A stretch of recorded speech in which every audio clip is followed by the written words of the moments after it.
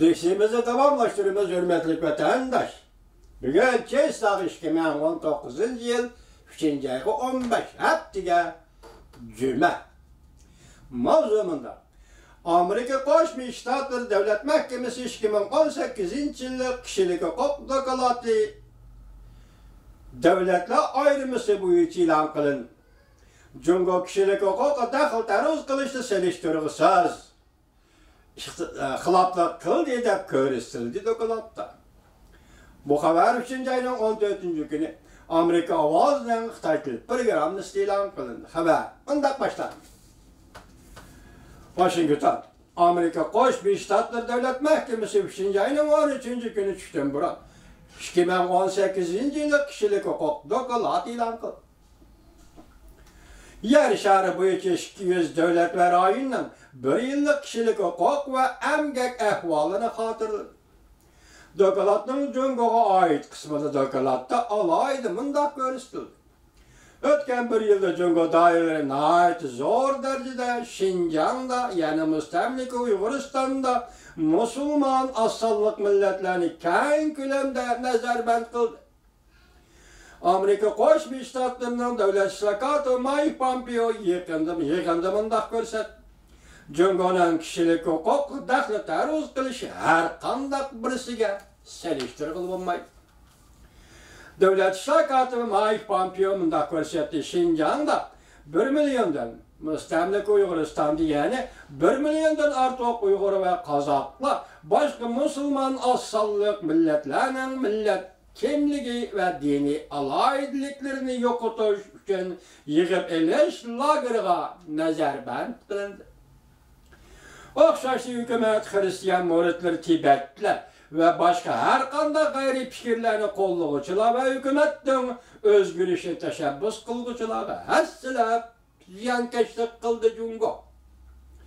Kişilik hukuk dokalatida boshqa kişilik hukuk masalalariga chetilgan masalalar jumladan hukumat va zo'ravonlik bilan qo'l qilish, g'oyib qilib etish, jismoniy jihatda qiynash, hatto qonunsizlik bilan o'ldirish, muxbir, advokat, yozuvchi, to'g'ri abunatları, g'ayri qarashdikilar, ahvol aytib kelguchilar va ularning oila tavobatlariga zo'ravonlik bilan hujum qilib Jungo hukumati ve ulanı cinayi işler bilen ayıplab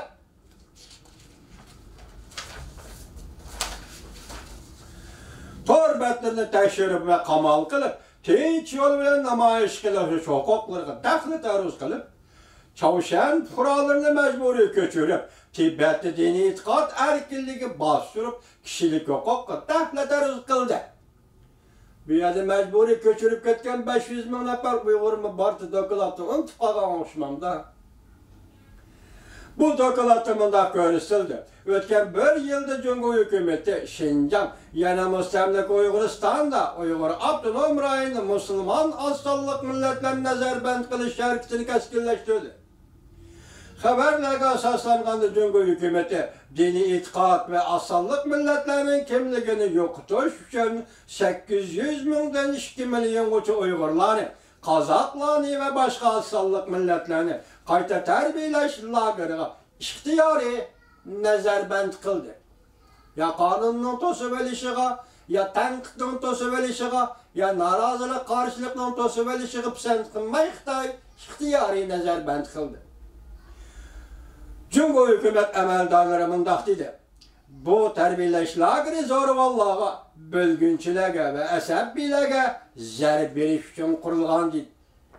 Xalqaro matbuotlar kişilik hukuk tashkilotlari va nazarband qilingan kishilar tarbiyalash lageridagi soqchi, askar, bexatarlikka mas'ul kishilar nazarband qilinganlarni xo'rlaydi, ajallik tayoq bilan urdi, nazarband qilingan ba'zi kishilarni o'ldirdi deyishdi.